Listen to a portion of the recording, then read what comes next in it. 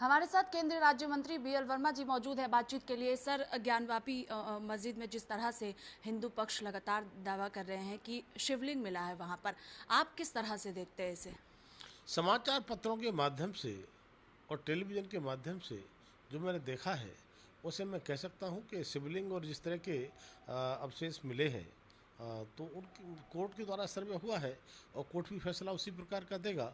तो मुझे लगता है कि दूसरे पक्ष जो मुस्लिम पक्ष के लोग हैं, उनको भी ससम्मान कोर्ट का फैसला को मानना चाहिए और जो भी फैसला हो उसको सभी को मानना चाहिए। लेकिन ओवैसी साहब लगातार जो है वो निशाना साध रहे हैं और कह रहे हैं कि एक तो मुसलमानों को टारगेट किया जा रहा है, दूसरा बाबरी मस्जिद को हमने खोया है, अब ज्ञानवापी मस्जिद को हम नहीं खोएंगे।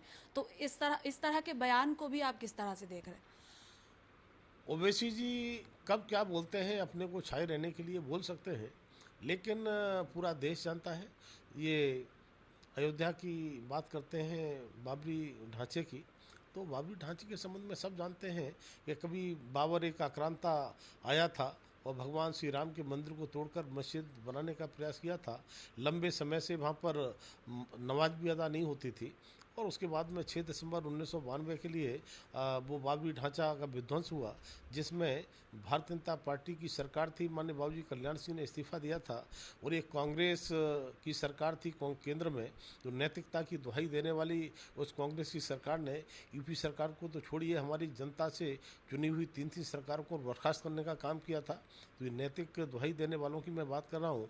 तो हम कह सकते हैं एक लंबे समय से आप देखा होगा कि आपने न जाने कितने आक्रांत आए यहाँ पर हिंदू संस्कृति को मिटाने के लिए इस प्रकार के काम किए थे, और आज कोर्ट के माध्यम से अगर सर्वे हो रहा है और सर्वे की रिपोर्ट कोर्ट में पेश होने जा रही है, मुझे लगता है कि कोर्ट का निर्णय सभी को मान्य होना चाहिए, सबको मानना चाहिए। और ओवैसी जी बोलते हैं, मुझे लगता है कि ठीक नहीं है। हम वो कोर्ट का सम्मान करना चाहिए और बाबरी मस्जिद का जहाँ तक फैसला है और भगवान श्री राम मंदिर का, वो कोर्ट का निर्णय है, कोर्ट के निर्णय के आधार पर होना चाहिए। और कोर्ट के विषय में इस प्रकार का कोई बयान देना, ये मुझे लगता है कि उचित नहीं है। आपको नहीं लगता कि ओवैसी जी जिस तरह से बयान दे रहे हैं, वैसे में उत्तर प्रदेश का माहौल भी खराब हो सकता है अगर कोर्ट का फैसला आता है, या फिर जिस तरह से जो कोर्ट कमिश्नर लगातार कोर्ट जा रहे हैं और जो दावे किए जा रहे हैं हिंदू पक्ष की तरफ से, और एक तरफ ओवैसी जिस तरह से बयान दे रहे हैं, वैसे में माहौल भी खराब यूपी का हो सकता है?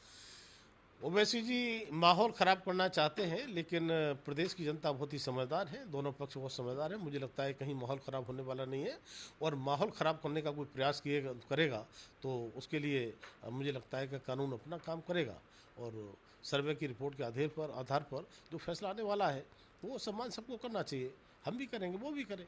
सर, आखिरी सवाल कि इसके साथ ही ज्ञानवापी मस्जिद के मामले में पूरे उत्तर प्रदेश में इस वक्त चर्चा चल रही है, कहे पूरे देश में चर्चा चल रही है, लेकिन विपक्षी पार्टियों के कई नेताओं ने चुप्पी साध रखी है। इस चुप्पी को आप किस तरह से देख रहे हैं?